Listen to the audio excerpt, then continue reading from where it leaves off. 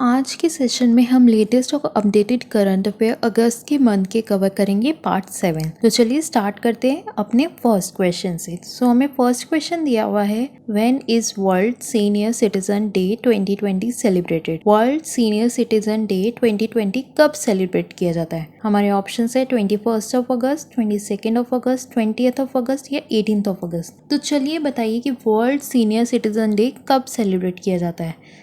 Correct answer है 21 अगस्त। चलिए इसके बारे में डिस्क्रिप्शन में पढ़ते हैं। World senior citizen day is dedicated to the senior citizens and is observed on 21 August every year across the world. This day is dedicated to raising awareness about the issue that affect older adults. On this day, we must appreciate the senior citizen for their dedication, accomplishment, and the services they have given throughout their life. World Senior Citizen Day 21 अगस्त को हर साल celebrate किया जाता है। एक तरह से बोलूं तो सीनियर सिटीजन्स डे को हमें ऐसे भी याद रखना चाहिए कि जिस पेरेंट्स ने हमें पाला है, इतना बड़ा किया है, हमें उनकी जिंदगी भर उनको अच्छे से रखना चाहिए, उनकी पूरी सेवा करनी चाहिए, क्योंकि वो वही माँ बाप है जिनकी वजह से आज हम कुछ बने हैं। वही सिटीजन्स है जिनकी दुआओं की वजह से आज हम यंगस्टर्स कुछ बन पा रहे हैं। दुआएं भी कभी कभी बहुत काम करती हैं, तो हमें उनकी रिस्पेक्ट करनी चाहिए और उनकी डेडिकेशन और उन्होंने जो हमें सर्विसेज दी है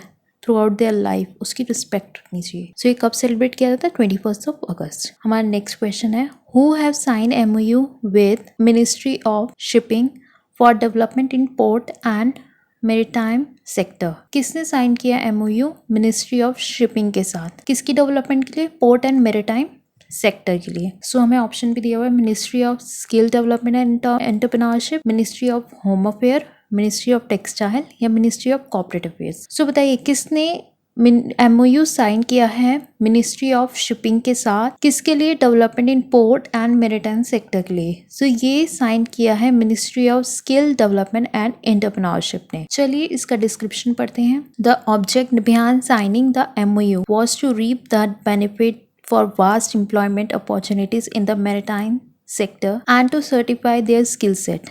It is aiming at skilling, upskilling and reskilling of youth in the shipping sector and empowering them with the latest knowledge and market relevant skill set in India. इसका एक ही ऑब्जेक्टिव है इस MOU को sign करने का कि ये बहुत बड़े लेवल पे एम्प्लॉयमेंट अपॉर्चुनिटीज जनरेट कर सके मैरीटाइम सेक्टर पे। ये उनको स्किल्स कर सके, अपस्किल कर सके, ये रीस्किल कर सके जो यूथ है जो काम कर रहा है शिपिंग सेक्टर में, उनको नॉलेज दिला सके, लेटेस्ट नॉलेज, उनकी मार्केट को जो रिलेवेंट स्किल्स है वो उनको दिलवा सके। इसलिए इन्होंने ये MOU साइन किया। किसने? मिनिस्ट्री ऑफ शिपिंग ने। किसके साथ किया है? Ministry of skill development and entrepreneurship के साथ। किसके लिए? For the development in ports and maritime sector. तो चलिए हमारा नेक्स्ट क्वेश्चन पढ़ते हैं। Who is appointed as CEO of HSBC? HSBC का CEO किसे बनाया गया है?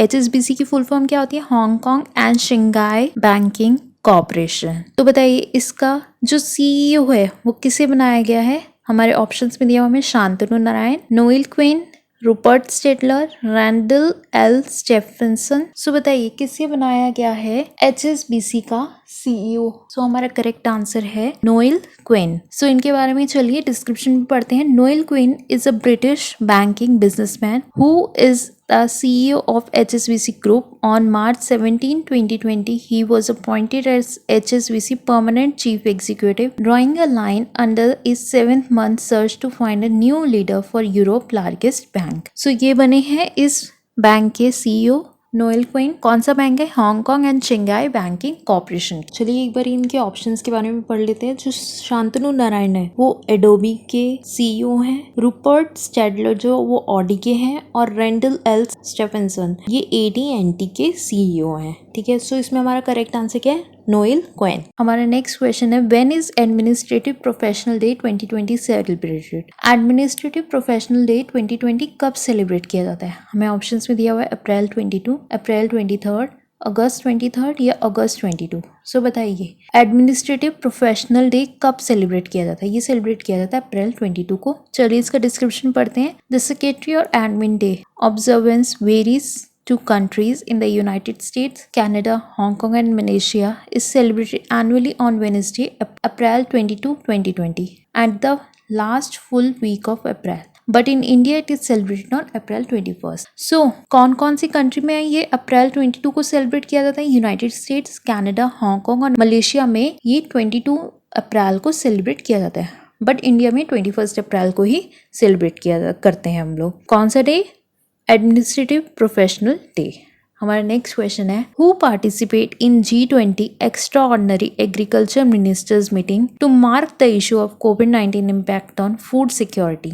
किसने पार्टिसिपेट किया था G20 extraordinary agriculture minister meeting में, जिसमें उन्होंने कौन सी इशू के बारे में बात करी थी? कोविड-19 का इम्पैक्ट ऑन फूड सिक्योरिटी, कि कोविड-19 का क्या इम्पैक्ट पड़ रहा है फूड सिक्योरिटी पे। इस मीटिंग में कौन क्या था, किसने पार्टिसिपेट किया था?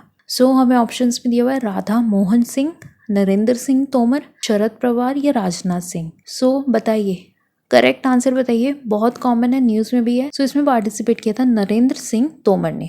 चलिए इसका डिस्क्रिप्शन पढ़ते हैं। The G20 nations resolved to have international cooperation in the backdrop of COVID-19 pandemic to avoid food wastage and losses and maintain the continuity of food supply value chain across borders. They also resolved to work together for food security and nutrition, share best practice and lessons learned, promote research, responsible investment, innovation and reform that will improve the sustainability and resilience of agriculture and food system.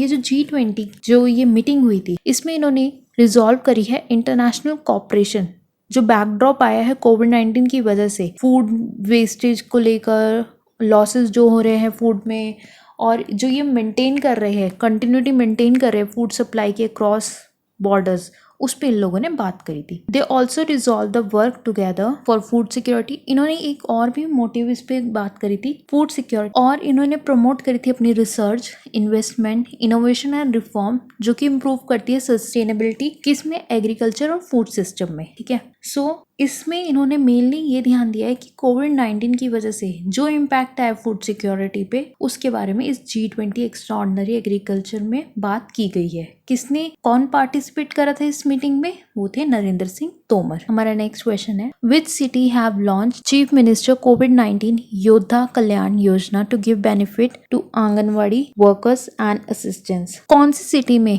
ये योजना launch की गई है जिसमें कि benefit दे रहे हैं anganwadi worker और असिस्टेंट्स को, जो उनके साथ असिस्टेंट काम करते हैं उनको? कौन सी योजना? चीफ मिनिस्टर कोविड-19 योद्धा कल्याण योजना। पढ़ते हैं, ऑप्शंस देखते हैं। हमें फर्स्ट दिया हुआ राजस्थान, बी दिया हुआ मध्य प्रदेश, सी दिया हुआ उत्तर प्रदेश, डी दिया हुआ गुजरात। तो बताइए कौन सी सिटी में ये योजना लॉन्च की गई है जिससे कि आंगनवाड़ी वर्कर और उनके असिस्टेंट को एक बेनिफिट दिया जाएगा? ये लॉन्च की गई है मध्य प्रदेश में। चलिए इसका डिस्क्रिप्शन पढ़ते हैं। Principal secretary of women and child development department Anupam Rajan has informed that anganwadi worker are taking risk by conducting door to door survey in every district. Beside they are also visiting from house to house for providing nutritional food to the children. In such a situation they have contact with many people which pose a risk of corona infection, therefore they should be given the benefit of the insurance scheme. ये scheme Madhya Pradesh की जो government है उन्होंने इसलिए भी launch करी है कि जो आंगनवाड़ी वर्कर्स है वो हर घर में जाकर सर्वे करती है, डोर टू डोर सर्वे करती है, उनकी सबसे ज़्यादा कांटेक्ट होता है लोगों के साथ। ठीक है, वो उनको प्रोवाइड करती है न्यूट्रिशन फूड भी बच्चों को। ठीक है, उन लोगों के घर पे जाकर। क्योंकि उनका सबसे ज़्यादा लोगों के साथ कांटेक्ट होता है तो उनको कोरोना का जो इन्फेक्शन होने का रिस्क ज़्यादा है। तो इसलिए ये योजना लॉन्च की गई कि जिससे कि वो इनको ये बेनिफिट दे सके कि उनका एक इंश्योरेंस हो सके कि अगर उन्हें गलती से भी कभी कोरोना हो जाए, ठीक है, तो उनके पास एक इंश्योरेंस स्कीम हो जिससे कि वो कभी अगर उनको इमरजेंसी में हॉस्पिटल जाने की ज़रूरत पड़ जाए तो वो वहाँ पे स्कीम का यूज़ कर सके। ये बहुत अच्छी स्कीम है, गवर्नमेंट को ऐसे ही लॉन्च करते रहना चाहिए और अपने नीचे जो जितने भी वर्कर्स काम कर रहे हैं, जितने भी लोग काम कर रहे हैं, उनका ऐसे ध्यान रखना चाहिए। चलिए नेक्स्ट क्वेश्चन पढ़ते हैं। What is design by Pune municipal corporation to track home quarantine people? Pune municipal corporation ने क्या डिजाइन किया है कि जिससे आप ट्रैक कर सकते हो होम क्वारंटाइन लोगों को? पहला है पुणे कोविड ऐप, बी है संयम ऐप, सी है आरोग्य सेतु,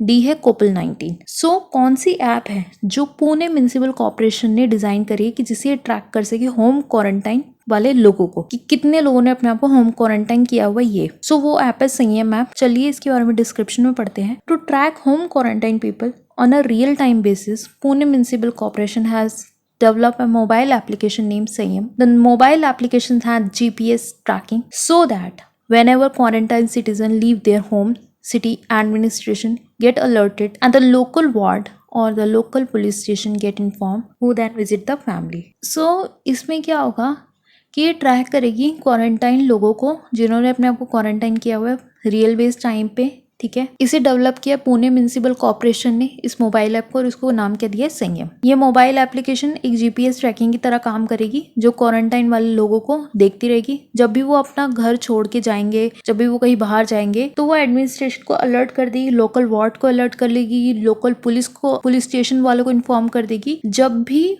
वो बाहर जाते हैं, ठीक है। नेक्स्ट क्वेश्चन है which app is develop by Nitin Jairam Gadkari to monitor highway plantation. कौन सी ऐप डेवलप की गई है नितिन जयराम गडकरी के द्वारा कि जिससे वो मॉनिटर कर सके हाईवे की प्लांटेशन को कि हाँ हाईवे पे प्लांट्स लगे हुए हैं, मतलब थोड़ा ग्रीनरी है या नहीं है। सो चलिए देखते हैं। पहला ऑप्शन है हैरियत पाथ, बी है हरी पाथ, सी है ग्रीन प्लांटेशन, डी है ग्रीन पाथ। सो नितिन गडकरी जी के द्वारा कौन सी ऐप डेवलप की गई जिससे कि हम मॉनिटर कर सकते हैं हाईवे की प्लांटेशन को, तो वो है हरियत पाथ।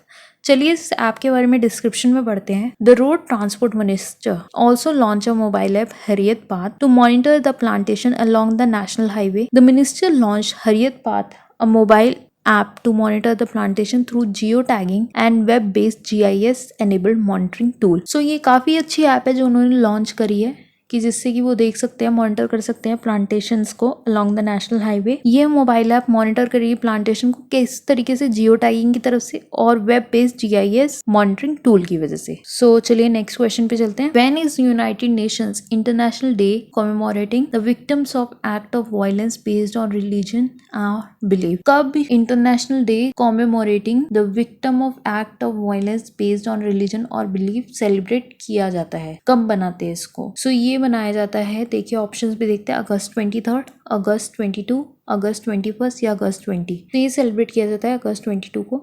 चलिए इसके बारे में डिस्क्रिप्शन में पढ़ते हैं। United nation observe 22 August every year as international day commemorating the victim of act of violence based on religion or belief. The day is observed to strongly condemn continuing violence or act of terrorism targeting individuals including persons belonging to religious minorities on the basis of or in the time of religious or belief. So United Nations ने 2022 अगस्त को हर साल वो celebrate करते हैं international day commemorating the victim of act of violence based on religion or belief. हमारा next question है where is India's longest river ropeway. India का longest river ropeway कहाँ पे है? हमें ऑप्शन में दिया हुआ असम, बी दिया हुआ हैदराबाद, सी दिया हुआ मनाली या डी दिया हुआ नागपुर। सो इंडिया का लॉन्गेस्ट रिवर रोप वे है असम में।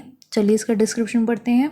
देखिए कितनी अच्छी बात है कि हमारे इंडिया में काफ़ी सारी चीज़ें हो रही हैं एंड ये एक बहुत प्राउड की बात है।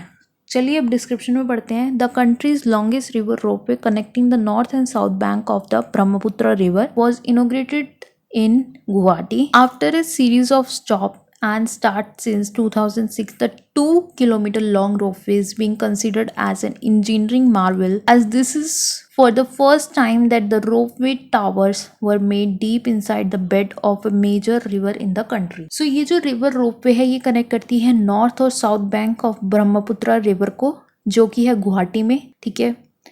After series of stop and start since 2006 ये 2 किलोमीटर की लॉन्ग रोपवे है जैसे कि हमारे इंजीनियर्स ने बहुत ही अच्छे से बनाया है।